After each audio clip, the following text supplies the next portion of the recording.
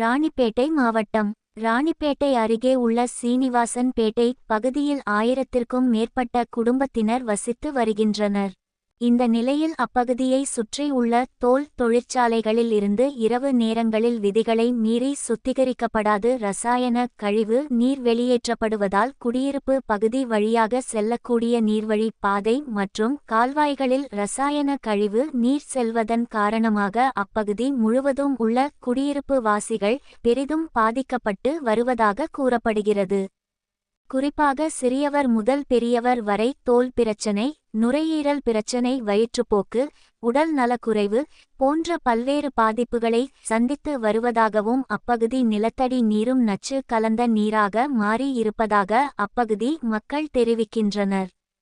மேலும் தொழிற்சாலையில் இருந்து வெளியேற்றப்படும் நச்சு கலந்த புகையின் காரணமாக மூச்சுத்திணறல், கண்ணெரிச்சல், நுரையீரல் பாதிப்பு மற்றும் துர்நாற்றம் வீசுதல் போன்ற பாதிப்புகளையும் அப்பகுதி மக்கள் சந்தித்து வருவதாக குற்றம் சாட்டியுள்ளனர்.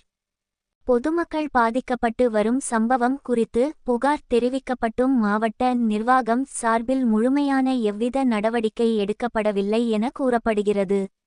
எனவே மாவட்ட நிர்வாக அதிகாரிகள் மற்றும் மாசு கட்டுப்பாட்டு வாரிய அதிகாரிகள் மாதம் ஒரு முறை சீனிவாசன் பேட்டை பகுதியை சுற்றி உள்ள தோல் தொழிற்சாலைகளில் முறையான ஆய்வுகளை மேற்கொண்டு விதிகளை மீறி செயல்படும் தொழிற்சாலைகளின் மீது உரிய நடவடிக்கை எடுக்க வேண்டும் என கோரிக்கையாக தெரிவித்துள்ளனர்.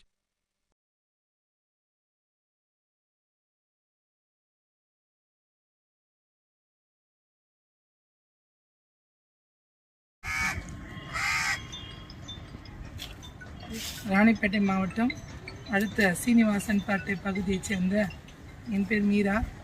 நான் இந்த ஊரில் கிட்டத்தட்ட என் தாத்தா முப்பாட்டங்காலத்துலேருந்து நாங்கள் 60 வருட காலமாக வாழ்ந்து வருகிறோம். ஆனாலும் கூட இங்கே இருக்கிற தோல் ஷாப்பு, சுற்றி இருக்கிற தோல் கம்பெனி, வஜ்ர கம்பெனி, அந்த பிளாஸ்டிக் பொருளை எரிஞ்சு இருக்கிற அந்த வஜ்ர கம்பெனியினுடைய காற்று, தோல் ஷாப்பினுடைய தண்ணி, அந்த பொல்யூஷன் தண்ணி எல்லாமே கலந்து எங்கள் ஊரில் தான் வருது. எங்கள் ஊரை தாண்டி தான் போகணும்.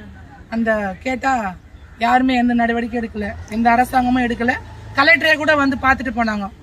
ஆனாலும் எந்த ஒரு நடவடிக்கை எடுக்கலை. ஆனாலும் எந்த அதிகாரிகளோ எந்த தலைவர்களும் வந்து கூட பார்த்துட்டு போகிறாங்களே தவிர சீனிவாசன் மேட்டில் இவ்வளோ பிரச்சனை இருக்குதுன்றது எந்த அதிகாரியும் இது வரைக்கும் அதுக்கான தீர்வோ அதுக்கான சொல்யூஷன் எதுவுமே எடுக்கலை. தண்ணி பாருங்கள், இந்த தண்ணி பாருங்கள் எப்படி இருக்குது. இந்த தண்ணி சுத்தமான தண்ணியே கிடையாது. இதுதான் நாங்கள் குடிக்கிறோம், இதுதான் நாங்கள் குளிக்கிறோம், இதுதான் நாங்கள் சோறாக்குறோம். இந்த சோறாக்குற தண்ணியை நாங்கள் எப்படி சாப்பிட்றோன்னா 10 மணிக்கு சேர்த்தா 3 மணிக்கெல்லாம் நொந்து போயிடுது. பிள்ளைங்க எப்படி இருக்கிறாங்க, எப்படி சாப்பிடுவாங்க, எப்படி வாழ்வாங்க? நாங்களே இருக்கணுமா இல்லை நாங்கள் செத்துடணுமா? இதுக்கான முடிவு எங்களுக்கு சொல்லுங்கள், தீர்வும் சொல்லுங்கள்.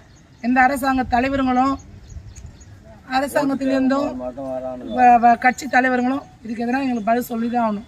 தீர்வு எங்களுக்கு இல்லைன்னா நாங்கள் சாவது தான் முடிவு. வேறு எந்த வழியும் கிடையாது.